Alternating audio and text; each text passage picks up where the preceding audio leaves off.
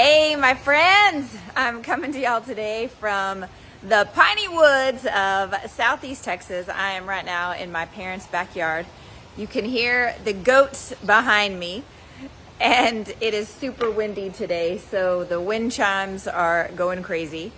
The horses are in the front pasture today, so I'll show them to you later, but I'm gonna walk out into the back pasture to try to get away from the noise of the goats and the wind chimes so that y'all can hear me. But I promised you that while I'm out of town that I would try to send you some mini Power Hour messages each week so that we can keep up with our inspiration and elevation above the mundane as we go into the whole of the year. So right now we are in Parshas Sara, which of course means the life of Sarah, which seems odd because the very first thing that happens in the Parsha is the death and burial of Sarah. But as women, there are a few key things that we can take away as we study the life of Sarah. And of course, she was mentioned over the last three Parshas. But what does that have to do with us literally 3,000 years later? Well, there's something very interesting that I want to focus on, which is the contrast between Avram and Sarah, Abraham and Sarah. So of course they were a team, they were partners, and their mission was to bring monotheism, the understanding of one God, into the world, because up until then it was many gods were being worshipped at that time. So the thing that I want to point out here is how the work of Sarah and the work of Abraham were different, and they contrasted even though they were a very unified team.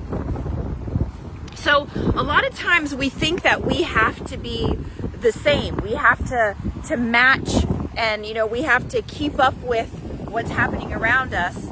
And we even sometimes get into a competition between the men and the women, and the women think we need to be just like the men, and there's this whole thing about equality, and that is not the case at all.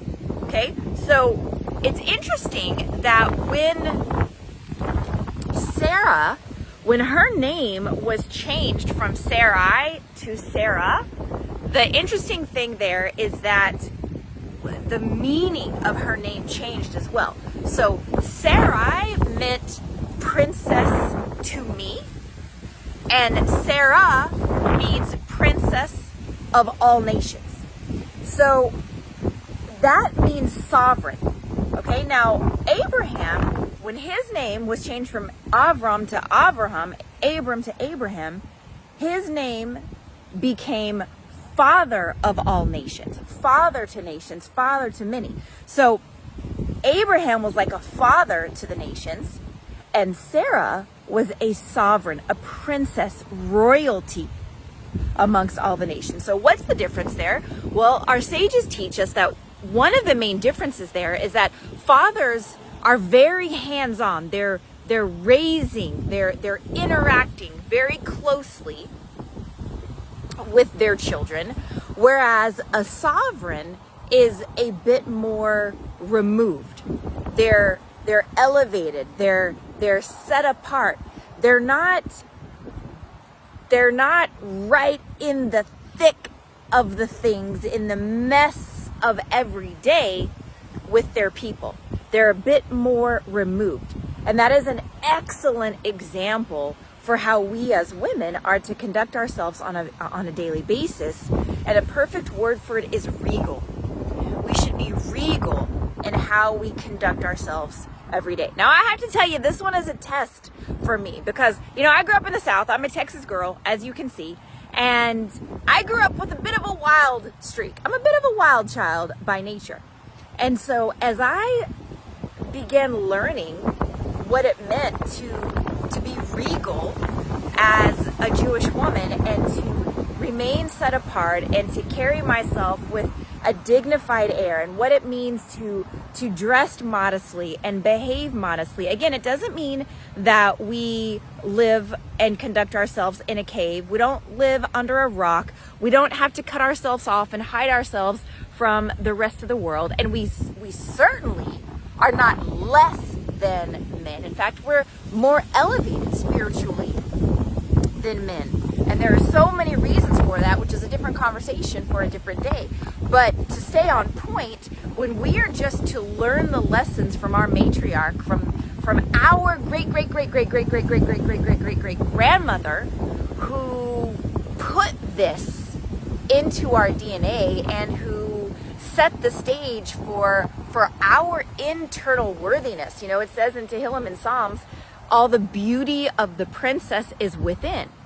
So when something is super valuable, you guard it, you protect it. And when something is very cheap, that's when it is flaunted.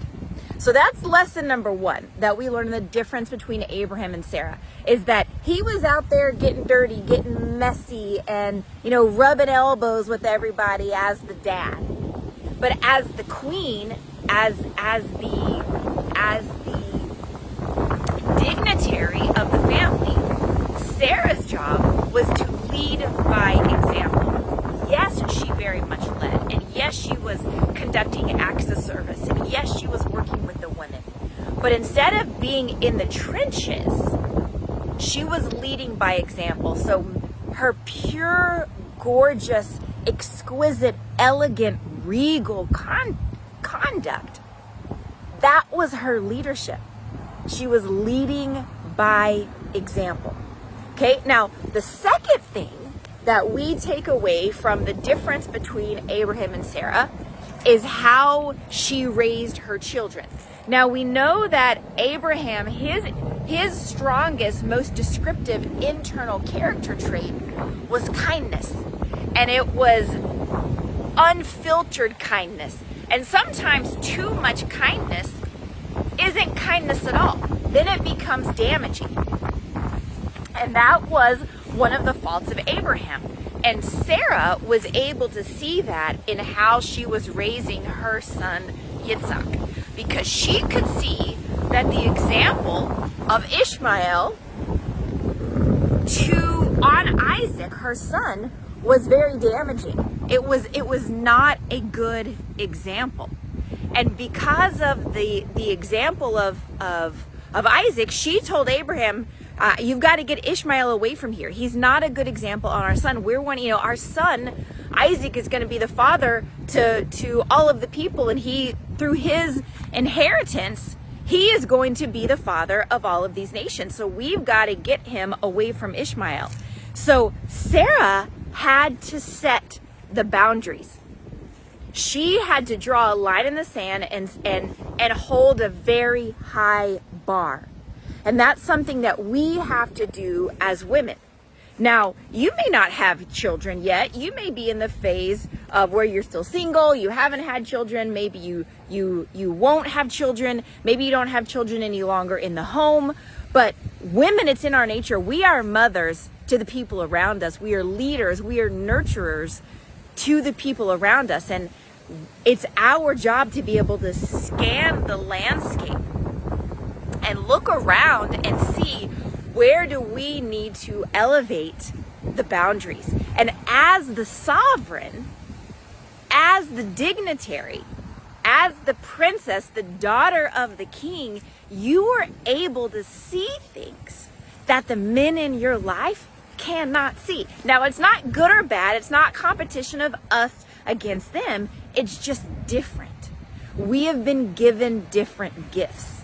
And so it's our job as the regal heir of Sarah Imenu to step into this role of leading by example, leading with class, leading with grace. Even though sometimes we have a side that wants to get dirty, wants to get in the trenches, loves to party, loves to have a good time, we can do those things, but within the right framework, within the right boundaries, in a way that we don't compromise our dignity. We don't compromise our inner value, and we do it in a way that leads with class, that leads with grace, that leads with royalty, and above all, leads with kedusha, leads with holiness. And when we can stop and really inspect ourselves and say, is there anywhere in my life where I am conducting myself in a way that is beneath my dignity, that's beneath my moral code, that's beneath my values? And this is something that we can ask ourselves daily, weekly, monthly, annually. It's an internal code. It's an internal perspective. And we're each on our own journey. And little by little by little, as we work on ourselves and we are constantly refining ourselves from the inside out, this isn't about fake it till you make it. This isn't about being fake. This is about learning who we are and doing the work to really excavate and dig out our true value, our true worthiness from the inside out. Because remember, you are worth more than all the gold, all the riches in the whole world.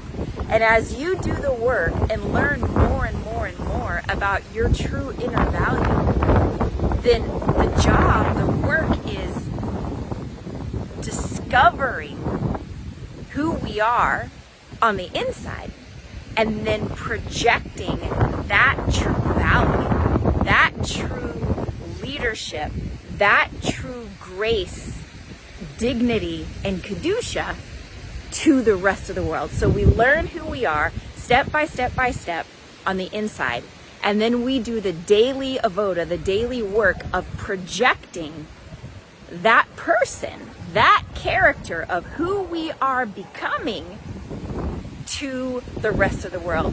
One of my favorite old songs from John Bon Jovi, he said, never be so attached to who you are that you miss out on who you were meant to be.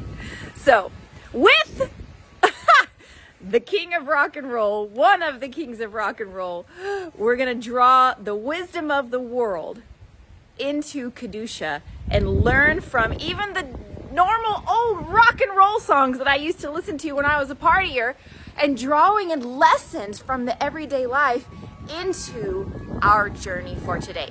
So don't ever feel bad about your past. Don't feel guilty about where you've come from. Don't allow yourself to be distracted or confused and think, oh, all the things I've done in the past, they would stand in the way of who I'm meant to be. No.